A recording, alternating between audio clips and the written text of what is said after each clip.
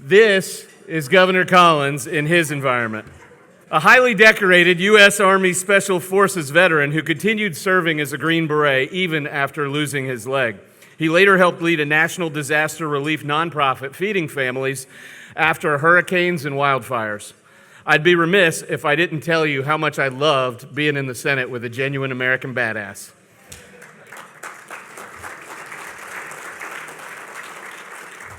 Netflix has been on this kick lately. Maybe it's just my algorithm of showing all these adventure movies, these action flicks with all these military guys doing all this stuff. And they're extracting people from prisons in the jungle, and they're jumping out of airplanes with dogs strapped to their chest and all this crazy stuff.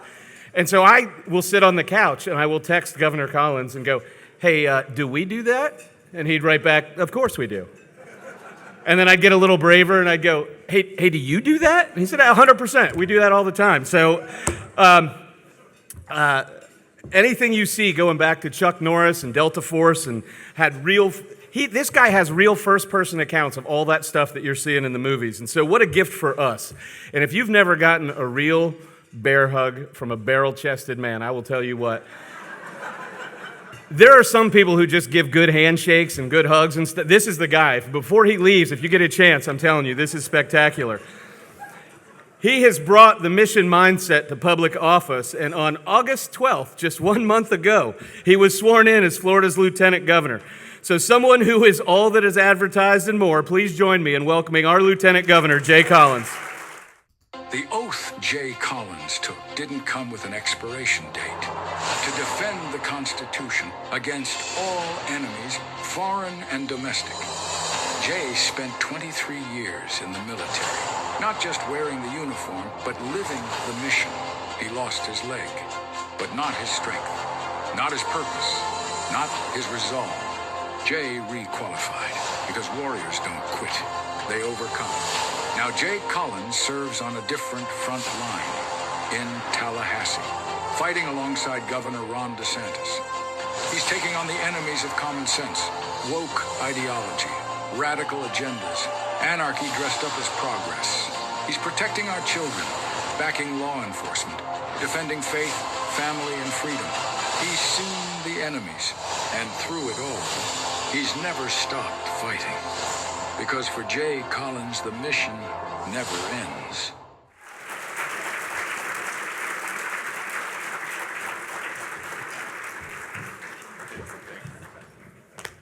There's that hug, right? There we go.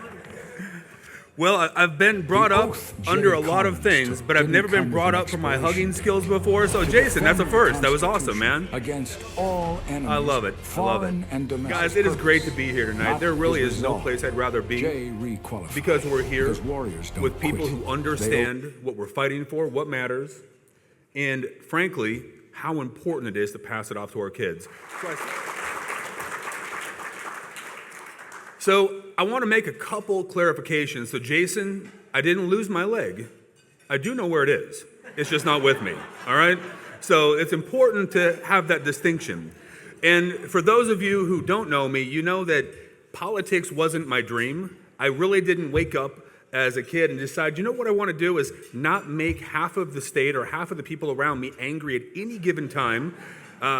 So I was just recently in California. You might have seen it. It was the whole thing. We did get some hurt feelings reports from Gavin Newsom. Apparently he had what I would term, and this is an official military term, the boo-boo face, because of what we did. And that was so awesome. It was great to get that and bring that guy back here for justice. But I'm going to open it up here the same way I did there. I don't identify, to quote my liberal friends, the couple that I have, as a politician. I do identify as a God-fearing, gun-loving, bacon-eating, freedom-defending, one-legged Green Beret, and that is the top line of all things.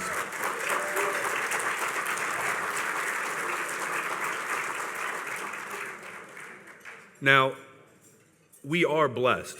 Guys, there is no place like this nation. There never has been, there never will be. But I do want to take a moment to address a little bit about Charlie Kirk. How many of you were heartbroken? Absolutely just gutted because of what happened. Charlie was a good man. He was a dad, he was a husband, and he was a man who believed in civil discord. in discussion, in walking into the lion's den, in speaking the truth, no matter how difficult that is.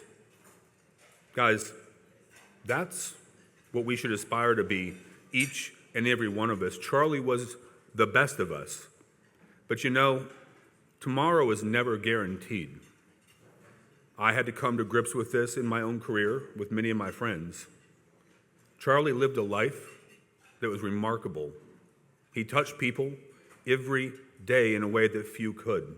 He spoke the truth. He stood alone if necessary. There are many people who are hurt, who are angry, who are rage-filled. Friends, this nation is, was, and it always will be worth fighting for.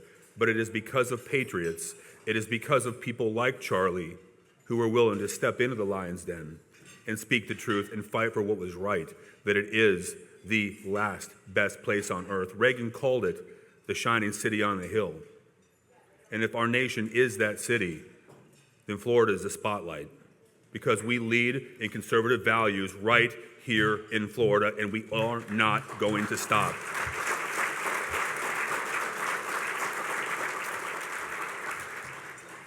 Here's what we have to do. We have to take that rage and push it down and turn it into resolve. You've seen the growth in Turning Point. We have to take this as a catalyst to grow the conservative movement, to fight for what we do. My friends, you don't defeat evil with evil. You fight evil and you defeat evil with good, with God-fearing men and women fighting for what's right. Now, I don't know about you, but I'm just getting warmed up. I am not done fighting for this nation. You may take a leg, you may take my time, and if necessary, we are all willing to give all that we are, because this nation will prevail because of people like you. You know, I want to tell you just a little bit, the high points, if you will, about my background. I think it's good to share this because I think it's a story that's kind of common. My only gift, and the one that I think is most interesting about me, and no, it's not that I'm a hair club for men model. It's true. Neither are you, Blaze. It's that no matter how hard you knock me down, I'm going to get back up. You know, I tested that as a child when I was born to a 16-year-old drug addict, when my grandparents adopted me, when we lost our farm. You see, I had the opportunity to learn a few lessons. Those lessons taught me that hard work, dedication matter, but if good people don't fight for what we have, all can be lost, just like our family lost our farm. We don't want to wake up tomorrow and realize today was the last day we could fight. Fight every day like it could be your last, because tomorrow is never guaranteed. And friends, above all else, we have to protect and preserve what we love for that next generation. I had opportunities to play in sports and do a lot of things, but really where my life became interesting was when I joined the Army. As often is the case, I'm not going to say my recruiter lied to me, but maybe they lied to me. They may have led me down a path that was not incredibly true. And I envisioned being James Bond and going down and chasing bad guys around the globe, but in reality, I became an intelligence analyst, and that is code word, it turns out, for sitting in a building with no windows under the ground for 18 hours at a time. That was really shocking to me, but that's what I did. But you know what I learned? I had my plan, but God had a bigger plan. You see, I learned things there that I would have been exposed to any other way. I had to learn strategy and depth and breadth and communication in different platforms. I learned to work with other nations, with people from all walks of life in those jobs. And while I was secretly hoping to be James Bond, I realized that being the guy behind the desk gave me the opportunity to learn things I never would have learned any other way. And as all things continue to go through, I had the opportunity to run off and go to a school in Fort Huachuca, Arizona. Has anybody else been to Fort Huachuca? I'm trying to see hands. I know you have, Layla. I met you there. True story. So, and it's right on point. I mean, it's perfect timing, right? Thank you for raising your hand. It's like I had to pay her to do that. So we got sent to Fort Huachuca. It was a 4-month school. It was a career school. And I thought I was going to be there, check the box, and keep getting promoted because, you kind of poor in the military. It was the whole thing, right? And then I met somebody who would redefine and change the future of my life. Her name is Layla. You know her as the person who gave the pledge, my better half, the much more intelligent and better looking half. So that's good.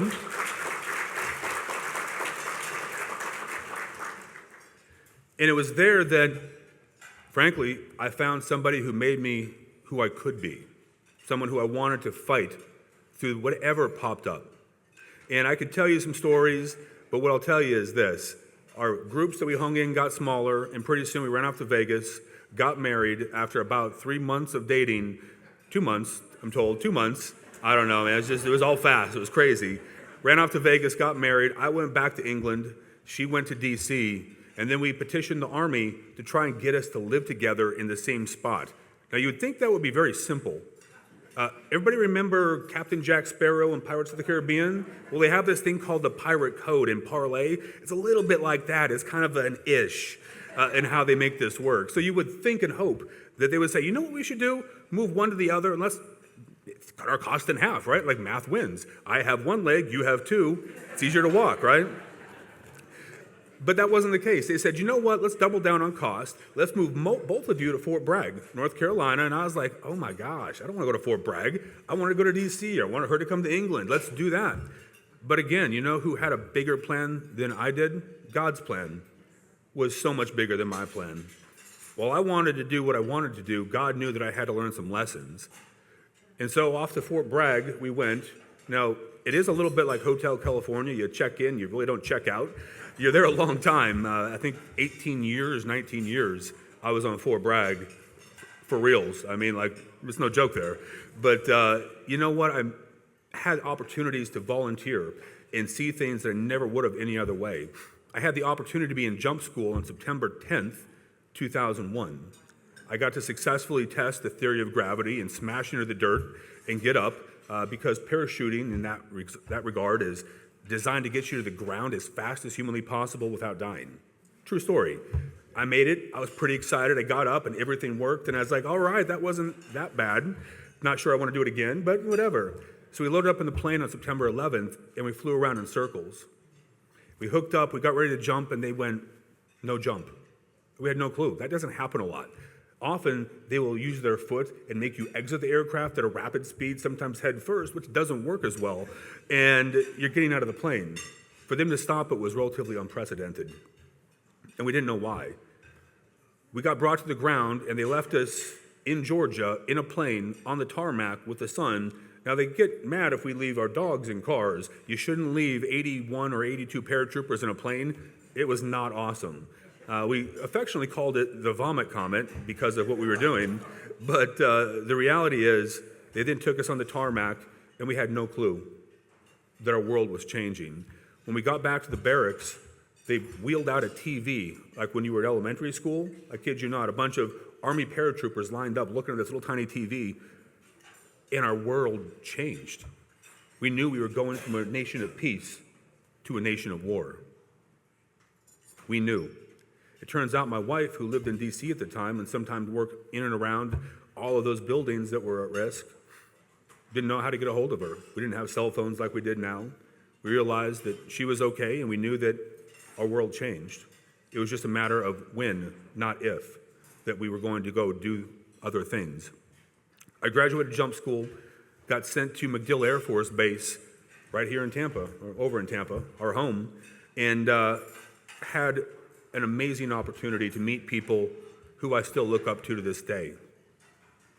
Green Berets and Rangers and some of those first SFOD-D people who do pretty cool things, and they make video games about it.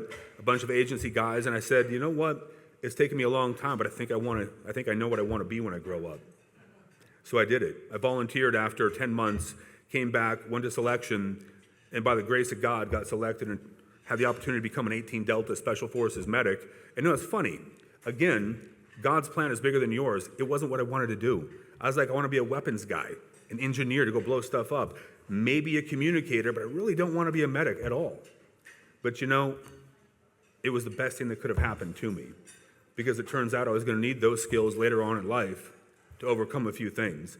So take it forward, I got the 7th Special Forces Group. We deployed to Colombia a few times, did some cool stuff, got to fly around the jungle, chase some narco-terrorists and things like that. It was pretty neat. And then we went to the two-way rifle range in Afghanistan, and I got to experience a couple of firsts. I did. In military term, that is not good. It really isn't. That means something bad happened, usually. So the first one is I got shot. Most of pity. It's not really fun, but it's a good barroom story now. And I got shot in the arm, but luckily my arm was up like this, and it protected my face. Obviously, I'm not a model, but it would have been a lot harder then. But, I had the opportunity after that to do surgery on myself to save my arm because I couldn't get out on the evac. We only had 2 seats on the plane. I was a senior medic. I was the team sergeant, meaning I was in charge, and I waved off and sent the other guys who were more critical. So 2 days after that, I realized I was having compartment syndrome. So for you doctors here, that's really not awesome. I had all the P's stacking up: pain, pallor, pulselessness. I was like, you've got to be kidding me, right? Like, I don't want to do surgery on myself. This sounds like a horrible idea. And I'll never forget, we called our surgeon. And he said, are you sure you want to do that? I was like, no, I don't want to do it. Come get me, right? Like, come on. I can't get you. The passes are snowed over, and you're kind of stuck. Well, we're going to have to do this. So I did a fasciotomy on myself. It's a true story. I think I'm still the only Green Beret in record who did that. And then I sent my wife the photos. I thought I was going to tell her, look, I'm okay. I have 2 hands, thumbs up. That was a bit of a social error, I'm going to say. It was not the smartest thing I could have done, but I did it, and that's a true story. Later on, I was there when they tried to overrun our fire base. Remember hearing about that in 2007? We were shooting people off our walls like it was the Alamo or Thermopylae, dropping 1,000-pound bombs within 400 or 500 feet of our walls. It was pretty crazy. I got hit by a mortar, fell 20, 25 feet, ended up breaking a bunch of my T-spine, the processes, and blowing out L2, L3, L4, L5, S1.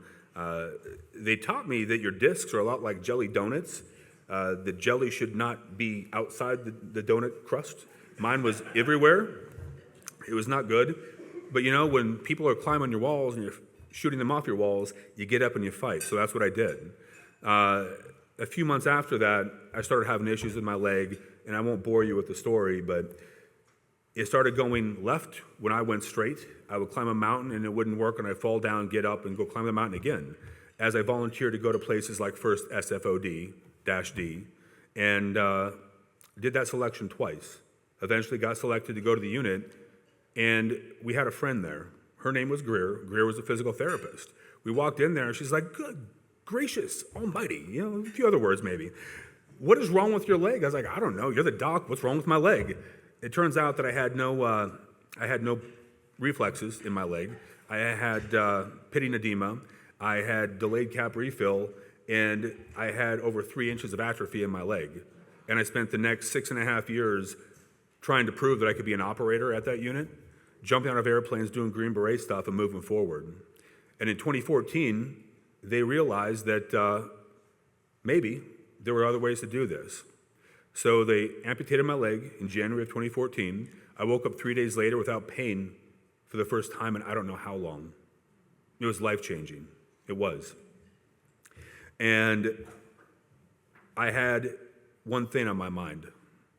I was going to requalify as a Green Beret because I wasn't done serving. It wasn't up to them to say I couldn't do something.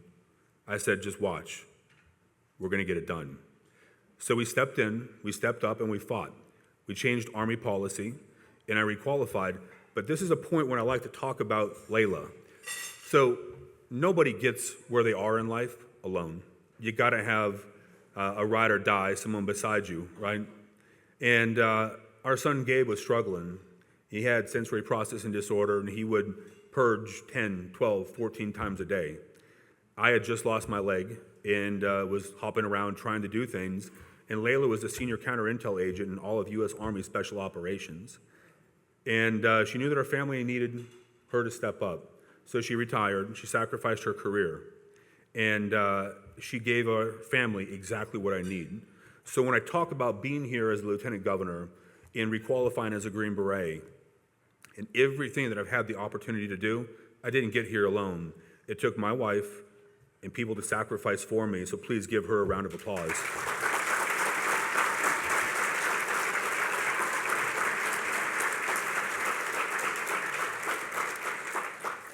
So, we kept fighting. Eventually, I retired. I did join a nonprofit. We fed millions of people after natural disasters. But it's interesting, they also told me I shouldn't run. So I tried to set the world record for one-legged people running marathons. I came really close. And when I retired, I ran a bike across America feeding people barbecue, think Johnny Appleseed, just with brisket, not apples. It was great. And our family literally went from California all the way to the east coast of Florida and into Tampa to open up the Warrior Games, ran the torch in, and in a somewhat ominous, premonition, maybe a little extra early look, I handed the torch off to our mayor, Jane Castor.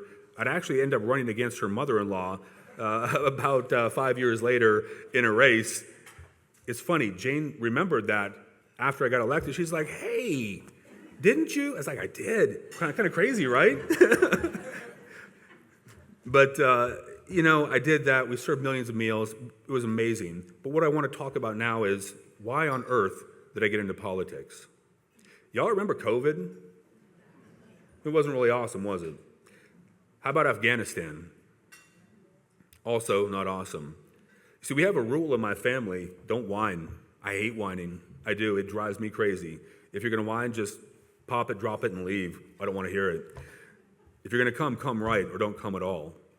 And frankly, our son Gabe, who's upstairs ordering room service, so Lord knows how that's going to go, called me out. He said, Dad, you're whining. Because I was complaining about Afghanistan. I was. It's a fact. So he said, what are you going to do about it? So I did what I always do.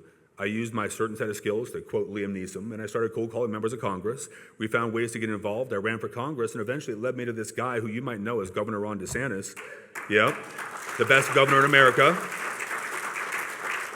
And he said, Jay, why are you running for Congress? That doesn't make sense. You're going to get more done here in a year than you would in an entire lifetime in Congress. You're just going to be angry if you get up there because it's crazy town. You know what? I had to grudgingly admit that he was absolutely right, and thank God that he had a bigger goal and a bigger plan than I did, because we have done some pretty incredible things. My fellow Hair Club for Men spokesperson, Blaze, and I may have gotten into some trouble over there. Our good friend Jason here as well, perhaps might have poked a few bears. We actually ran some bear bills, it turns out, right? It was a whole thing. But what did we see? Can you imagine where our country would be if we hadn't had Governor Ron DeSantis to step up and stand up for our people? Can you imagine?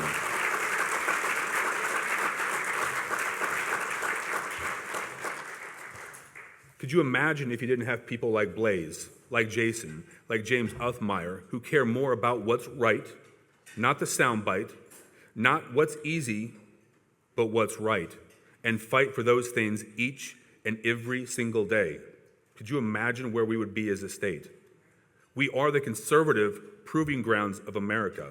That is a fact. Many of the things that we are fighting for today across this nation, we did first right here in Florida. And by God, we are going to continue to fight. We are going to support our president, and we're going to get this right. Because I can promise you, I didn't bury friends. We didn't sacrifice all that we were in the best years of our life for a nation to fail. We will not let this nation fail.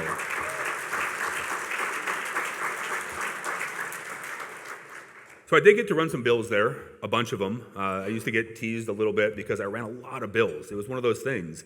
But if you're going to get dressed up and wear a tie every single day, you might as well get something done, right? Again, my modeling career in my Spokes Club for Men, Hair Club for Men wasn't working out so well, so I thought we'd pass some bills. I think it was 51 or 52 in the last 3 years. But my first bill is one that was pretty important to me. It was constitutional carry, permitless carry, yep. You know what's funny is I didn't actually know where to park my car. True story. I didn't know how to mechanically file a bill. I actually had to go to Blaze and Jason and a few other people like, hey, how do I do this? I don't mind standing alone, but I don't know how to mechanically file the bill. They did teach me eventually. They probably teased a little bit. Jason's got a ripping sense of humor sometimes, and Blaze is the same way. It's a good group of people up there.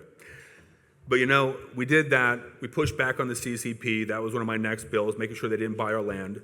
We tried to codify prayer in schools, making sure that if you're playing sports, you want to pray in the field, you should be able to do that. That was another bill that we got to run. We pushed back on everything that people didn't want to do, and we fought the hard fight. Why? You see, I get to be your lieutenant governor. I was blessed to get to be a Green Beret and work among men and women who I looked up to and still look up to this day. But brothers and sisters, I am not defined by those things. I am a husband and a father first and foremost, and I will not fail my children. I will not fail my family. I will not fail your families, because this nation is worth fighting for. Can we get a heck yeah for America on that one, please?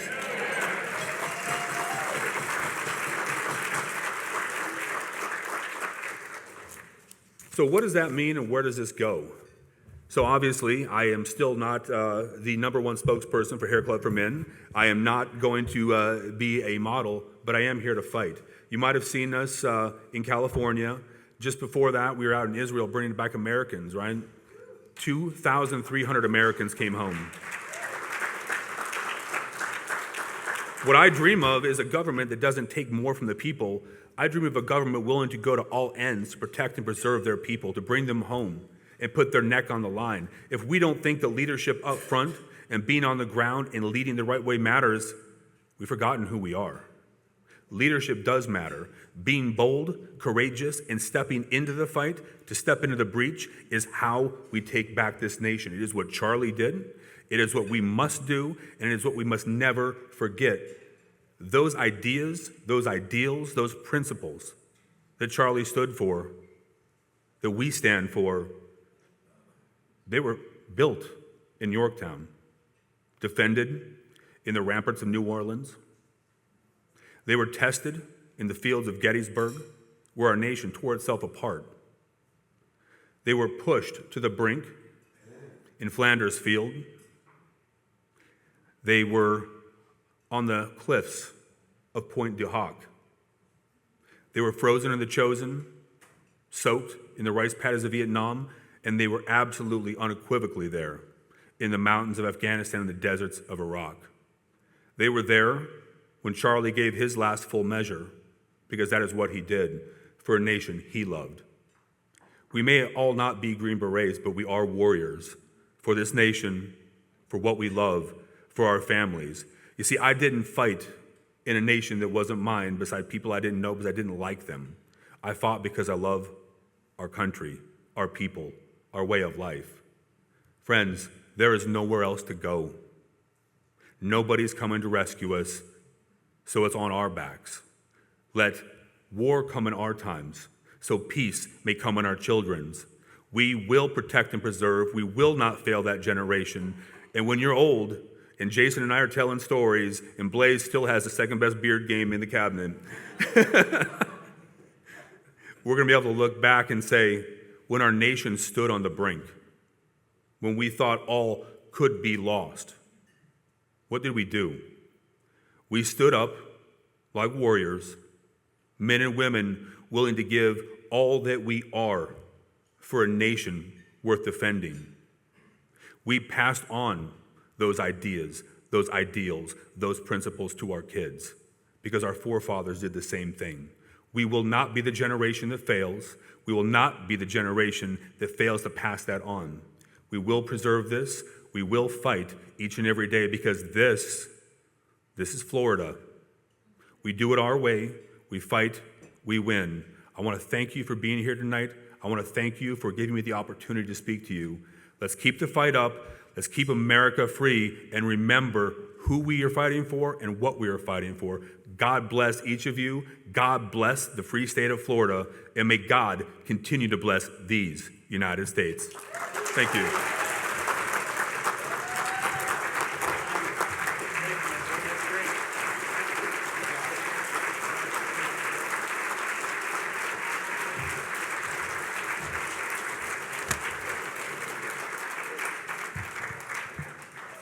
Good Lord. I told you. It's such an honor and a privilege to even meet folks like Jay and Layla Collins who have given so much already and continue to give so much. I don't think we mentioned that Layla's on our State Board of Education. So please, another round of applause for the Collinses.